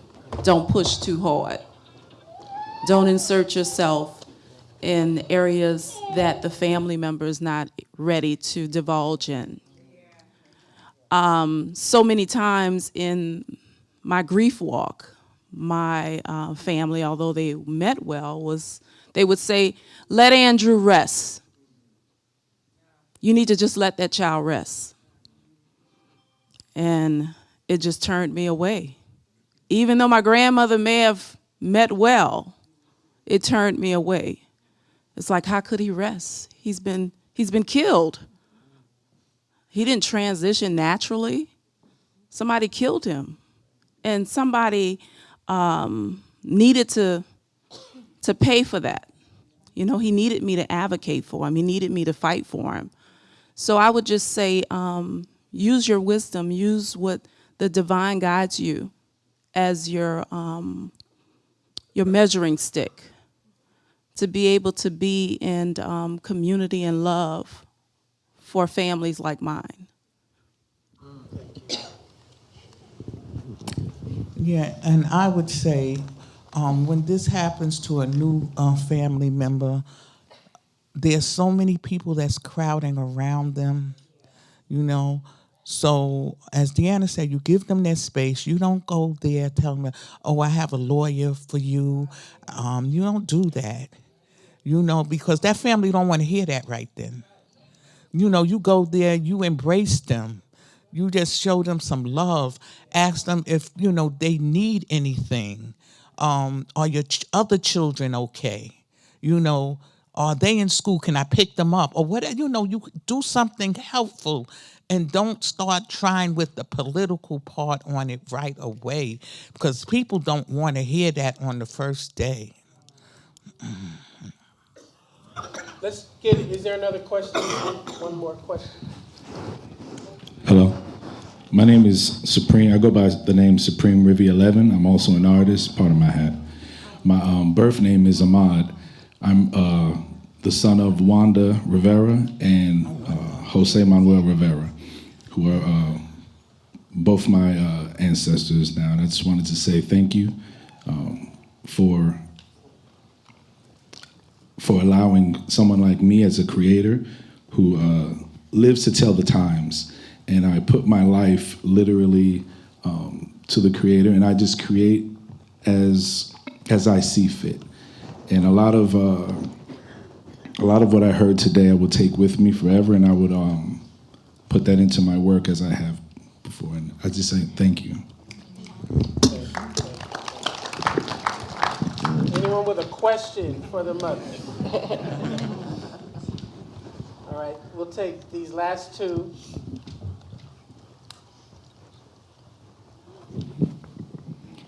I'm Karen Fleshman. I'm a San Francisco mother, and I just want to apologize. I'm so sorry for your loss. And I'm also a white person. And could you say like what white people can do to be in solidarity to prevent other families from experiencing your anguish? Talk to other white people. I'd like to add to that. Don't just let the conversation stop. Continue it. Be a community. Be a village amongst yourself. And connect. Connect with us so that as villages, because it takes all of us. This is a problem that covers all colors. It's huge. It hasn't started with any of us. It goes so far back. The countless families, connect. Don't just accept what you hear. There's so many differences. We're all different. We're all valuable no matter what we say. You just don't know how the next person can really make a difference to how we move forward. I appreciate that question because just don't let the conversation. Be persistent with what's beyond your fence, beyond your green grass. Not saying that you have that. Don't take it personal, please. But just be mindful because the hurt is real and it's not stopping. Thank you. Yeah, and I'd also just like to add, as we do live in our family, we live in a more white area, and Miles was killed as a black man in a white area. You know, I would say, just like they said, you have to just be there and support. But, you know, it is showing up to those city council meetings. It is taking the extra step to talk to your other friends or your neighbors. But I think with our organization is we almost had to create our own Black Lives Matter because no one really cared that when Miles was killed. It was not an outrage. There was no outrage at all. So I would say you just support and be there. So, and just the fact that you asked that question that's amazing. So thank you. And I want to encourage you to read, the author is Jackie Bathalora. She wrote a book on really white supremacy, and she is Caucasian herself. And in that book, she instructs what white people could do to assist in this movement. And so I want to encourage you that you could be the face of the movement by sharing our truth, by supporting us, by getting out there speaking against the injustices that our people face. Yes, and that we're gonna have to end it there, but I do want to just say a couple things. You know, it is so important for all of us to appreciate that state violence disproportionately impacts Black communities, but the sheer number of lives lost to police and sheriffs and prison guards are overwhelmingly white. Just the sheer number. We are disproportionately impacted, which means by the size of our population in this country, more of us per average are disproportionately impacted. Our Latino community members are more disproportionately impacted than Black community members, but they are so afraid to speak out about it because of their status or more targeting by law enforcement that they largely suffer in silence. The Black community for hundreds of years have not had one day in our history in this land where we have not been subjugated to disproportionate daily violence at the hands of the state. The only reason we speak up is because every day since we've been here, we've had to speak up. It is, unfortunately, a cross we've had to bear for our whole existence here. And it is to say then that the only way this becomes a national priority is when others who are impacted by this as well speak up like we speak up. There is such shame I have found in our work within white communities of even being associated with this kind of a conversation, because just like when the mass shootings started to happen, you would hear a lot of white folks say, but this doesn't happen here. The reality is it's happening everywhere. And we must not make this just a black issue or just a Latino issue. It must become an issue where all of us say that we will not allow state violence and the violence of unaccountable, unconstitutional police officers to run amok in our country on our watch without all of us lifting up our voices and saying no more.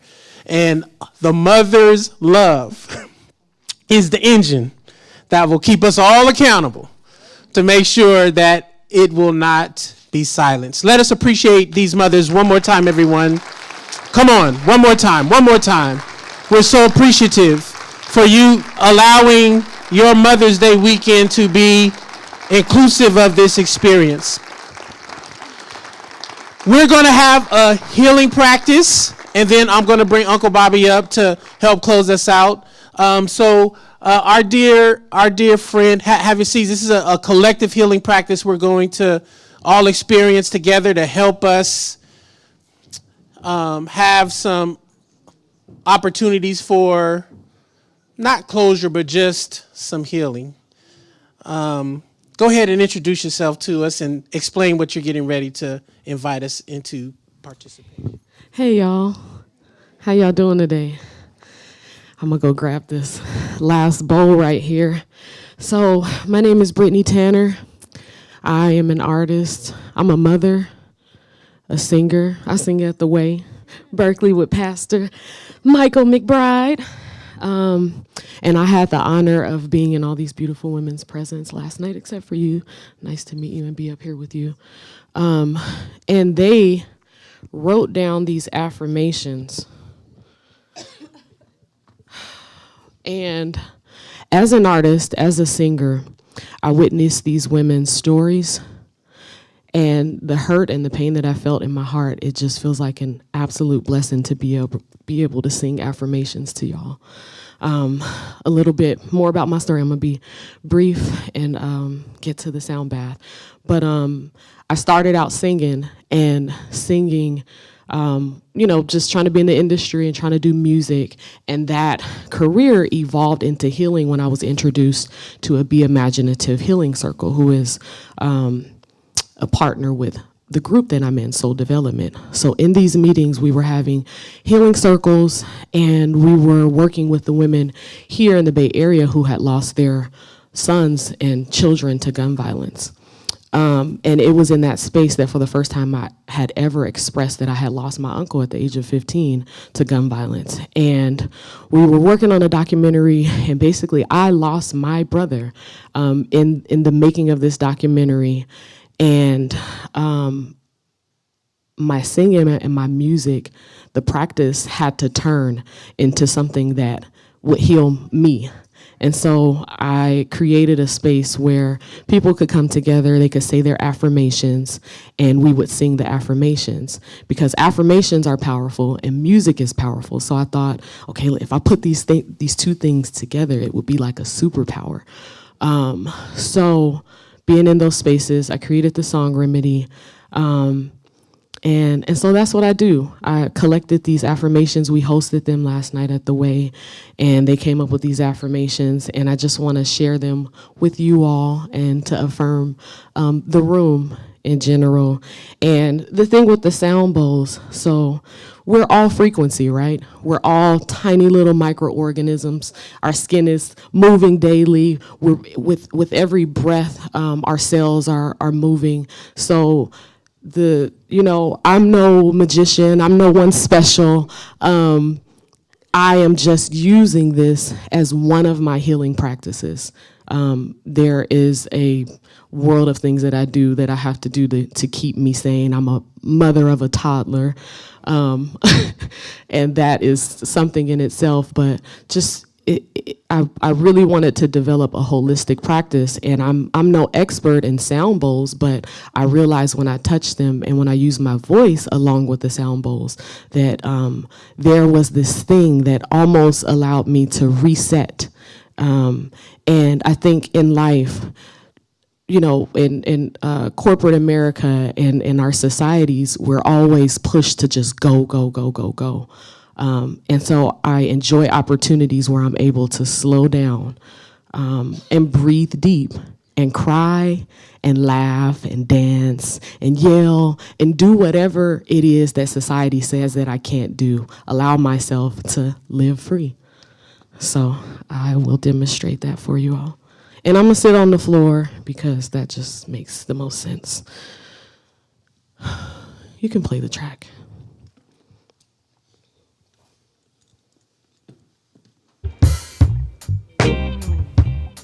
Turn it up a little bit.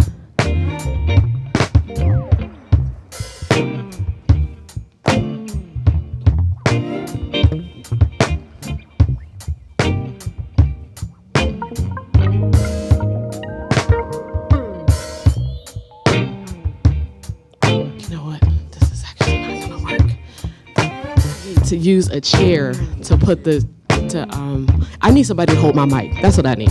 Okay. All right.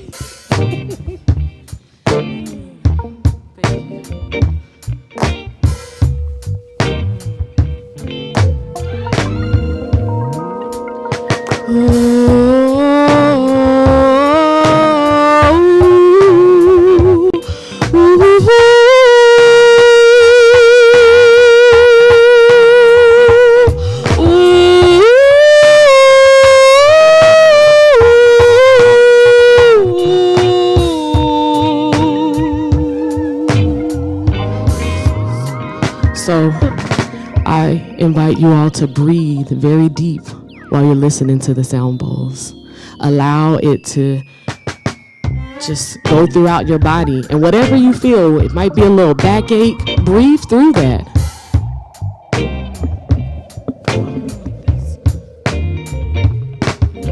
Y'all can hear me. Y'all can hear me, right?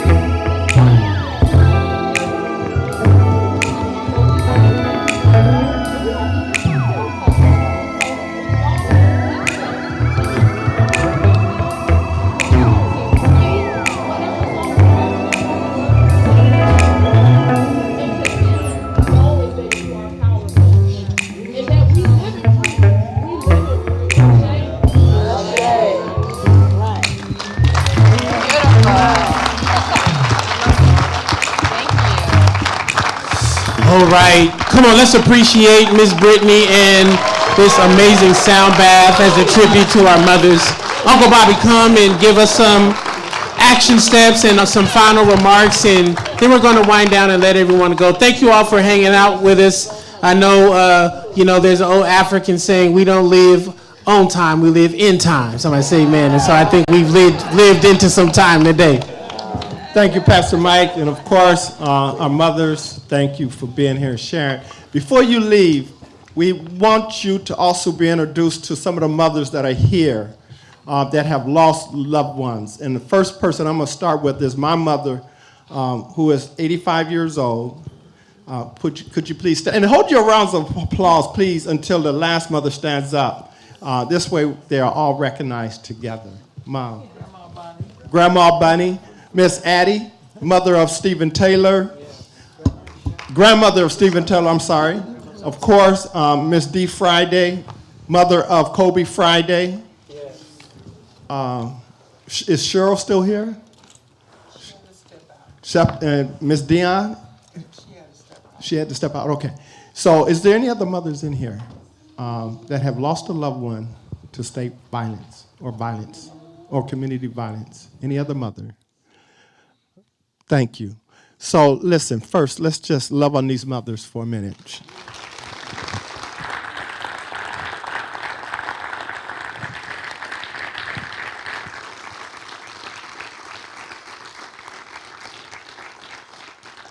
And of course, the very last voice you will hear will also be of a mother, my wife, who is also a mother. Well, she will share a couple of things. But again, from us, the Love Not Blood campaign, we want to say thank you, Mike, Live Free, and of course, the D. Young Museum, Kehinde Wiley, for allowing us to partnership with him to present this Mother's Day weekend, these powerful mothers. Not just the ones that are sitting here, but the ones that I believe Ms. Card talked about that we don't see. You know, the face. You know, mothers like Addie, who is a grandmother. All of you may have heard of Stephen Taylor right here locally, and many others.